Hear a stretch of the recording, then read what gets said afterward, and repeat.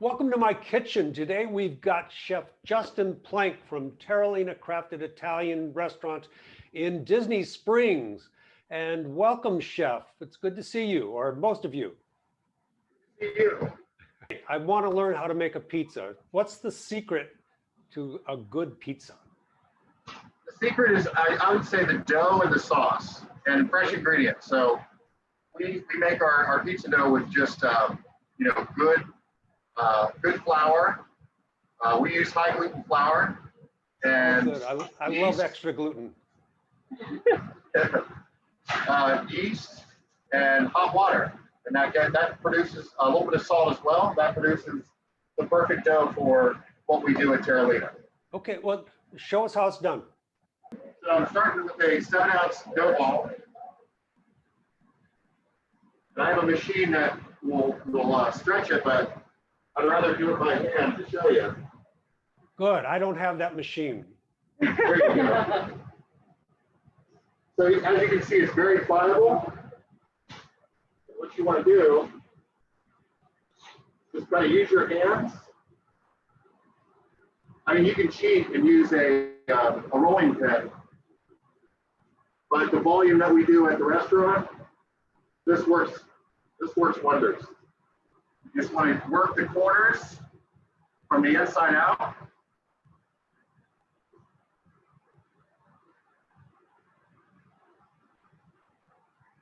It doesn't have to be perfect, especially at home. Okay, so once I got my dough and my chilled pomodoro sauce, which is just tomatoes, salt, a little bit of olive oil, and a little bit of sugar. And that's cooked down and blended. I'm going to use about 2 ounces for this 7-ounce dough. And I like to spread it all the way to the edge of the crust.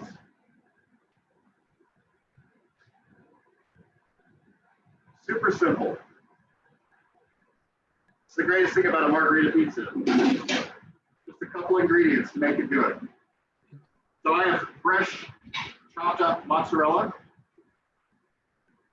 And less is more, so I don't use a ton. It's gonna melt in the oven. Plus, it's high in moisture, so you don't want too much on or you're going to get a soggy pizza.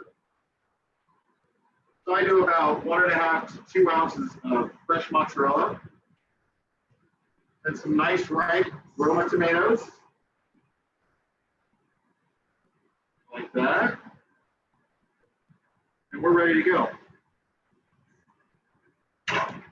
So I'll put a little flour on my pizza peel.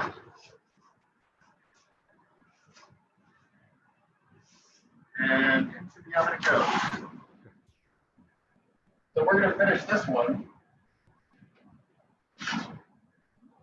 At the restaurant, we make garlic oil.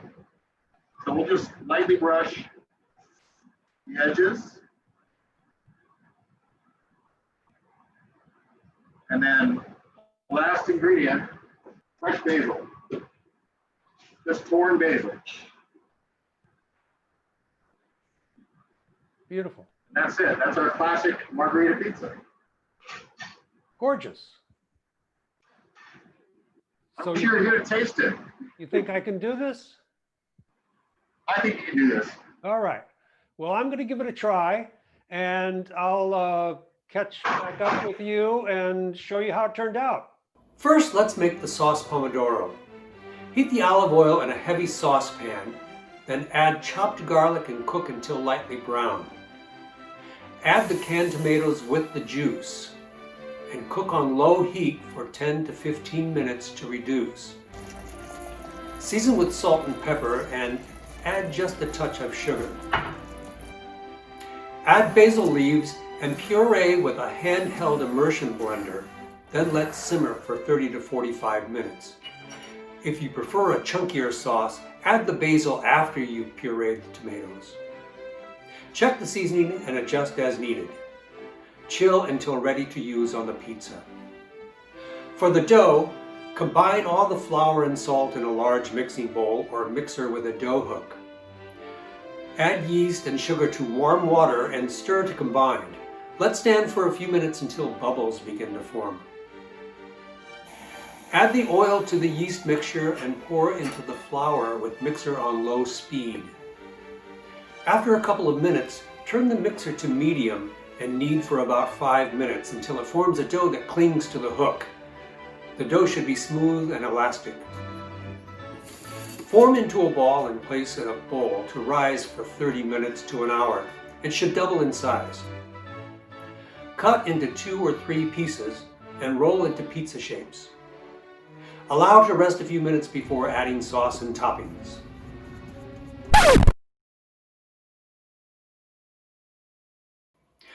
Okay, here's how things went wrong for me. First, my grocery didn't have high gluten flour, but I did find gluten flour at another store. I figured they were the same thing. Wrong. The gluten flour was so high in gluten that the flour wasn't just elastic, it was rubbery. Every time I tried to stretch it, it would snap back.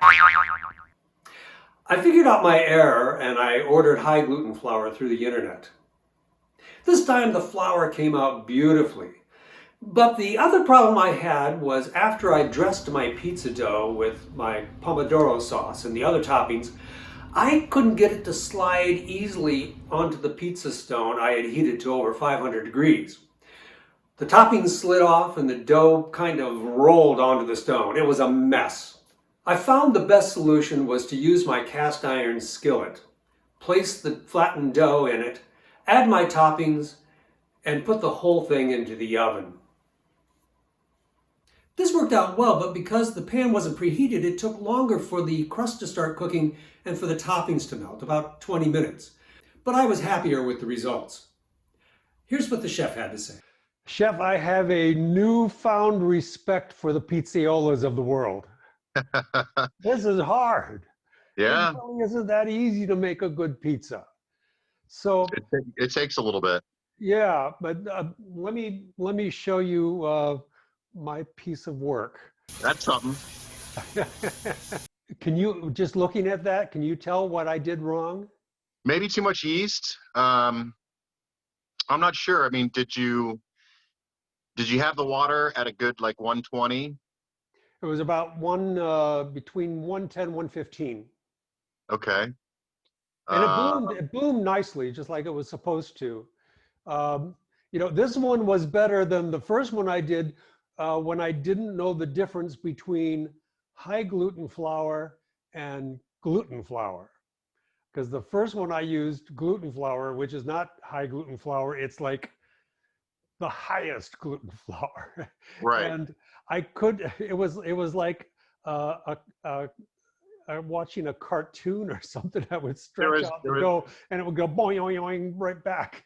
so no elasticity at all. No, it was all elasticity. There was Okay. Okay. no stretching it Yeah. out. So I got the high gluten flour. I thought the dough turned out a whole lot better. I was able to form it. But you know what I had the worst trouble with? I couldn't get it off the paddle onto the stone. I tell you what, it's a lot of practice, really. I mean, Yeah. our paddles are really thin, and quite frankly, it's like a couple of my pizza girls can do it 10 times better than me. They're just you cook about 1,000 of them and you get pretty good at gauging on how it gets on that stone. Yeah. So So I don't know. it It, really is a technique, and we go to pizzerias around the world and we see them doing this and we say, how hard can it be? right. It's hard. It It's really very is hard. And so, like I say, I have a great appreciation for what you do. Would I do this again? Yeah, I might try it again, but I think I would rather come to Terralina and taste the real deal. Well, Chef, I really appreciate your time and you trying to teach me how to make a proper pizza. you'll get there. Uh, and we'll look forward to seeing you at Terralina soon. Please do come in. Okay. And thanks to everybody out there for joining me in my kitchen.